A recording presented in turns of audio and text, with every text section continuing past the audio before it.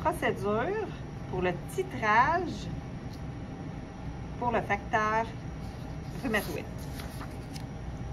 Identifier avec un crayon permanent 5 tubes de verre de la manière suivante. Le numéro de patient,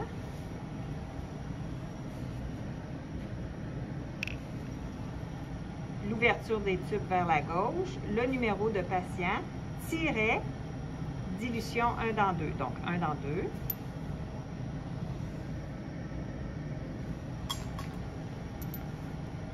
Le numéro de patient, tiret 1 dans 4.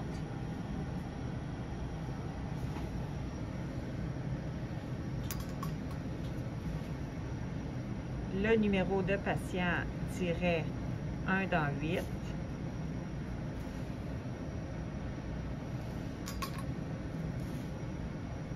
Le numéro de patient, tiret 1 dans 16. Et le dernier tube, numéro de patient, tiret 1 dans 32. Déposez les tubes sur un portoir. À l'aide d'une micropipette et avec le même embout, déposez 100 microlitres de saline physiologique dans chacun des tubes.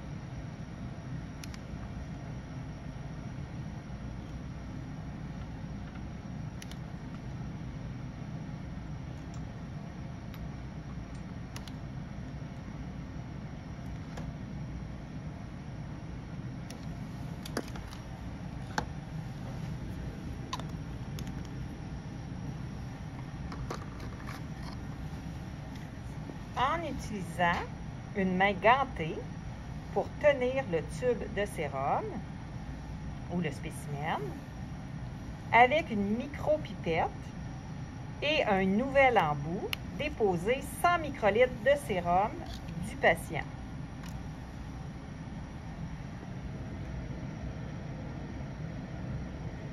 Dans le tube 1 dans 2.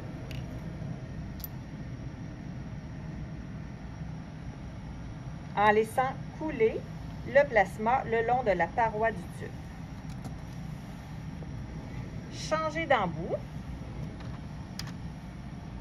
avant de mélanger le contenu du tube 1 dans 2 au moins 6 fois sans faire de bulle.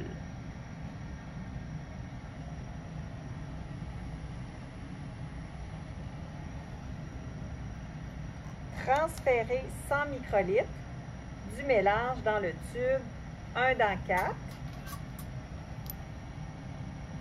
en laissant couler le plasma dilué le long de la paroi du tube 1 dans 4.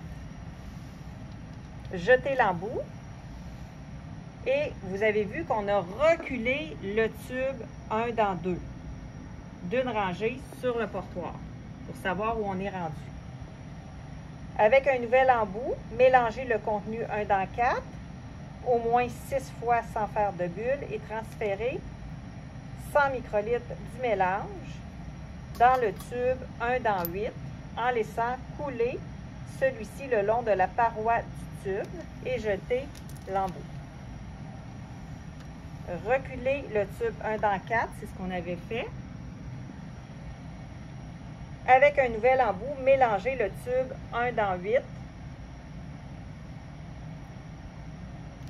Continuez l'opération pour chaque tube successivement jusqu'au dernier tube. Laissez couler. Changez d'embout. Mélangez 6 fois sans faire de bulle.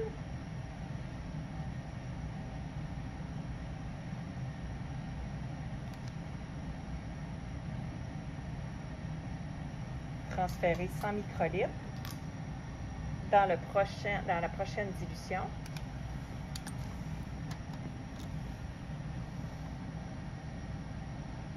Changez d'embout et mélangez 6 fois.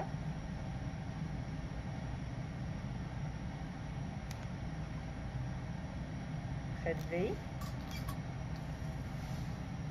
On est rendu au dernier. Donc, déversez le dernier 100 microlitres dans la poubelle rigide et jetez l'embout de la micropipette. Donc, déversez avant et jetez après. Maintenant que les dilutions sont faites, continuez avec la même technique que pour le dépistage du facteur rhumatoïde.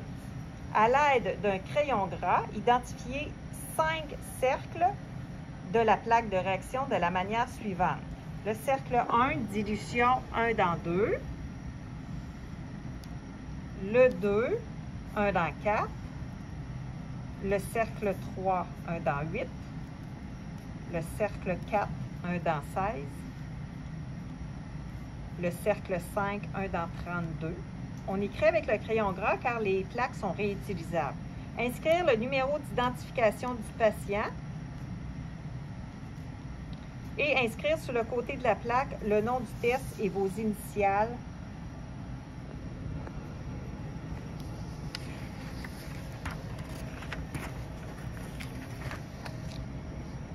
On dépose le réactif RF, nos particules de latex,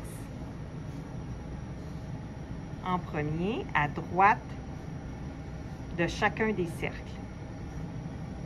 Bien mélanger le réactif.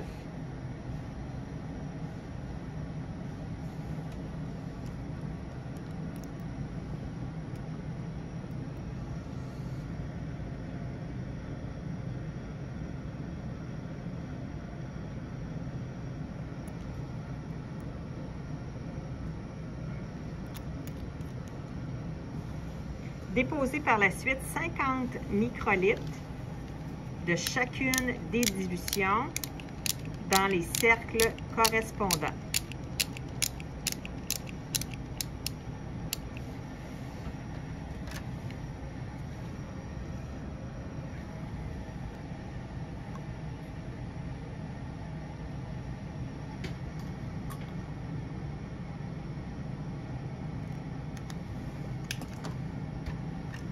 Changez d'embout à chaque dilution.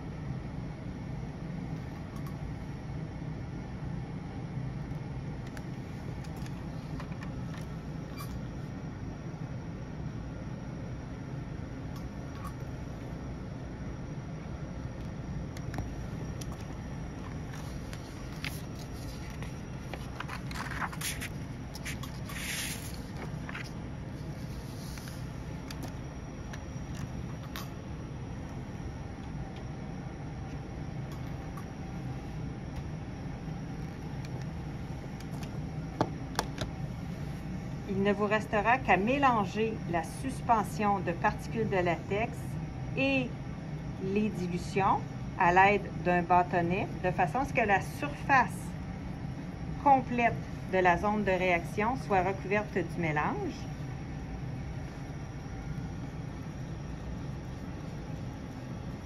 Utilisez un bâtonnet différent pour chaque cercle à réaction.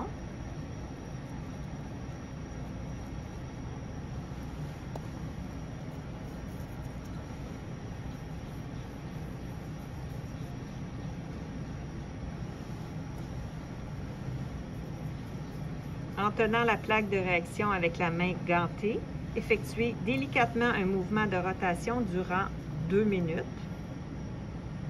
Observez la présence ou l'absence d'agglutination pour chaque cercle de réaction et notez les résultats dans le rapport de laboratoire.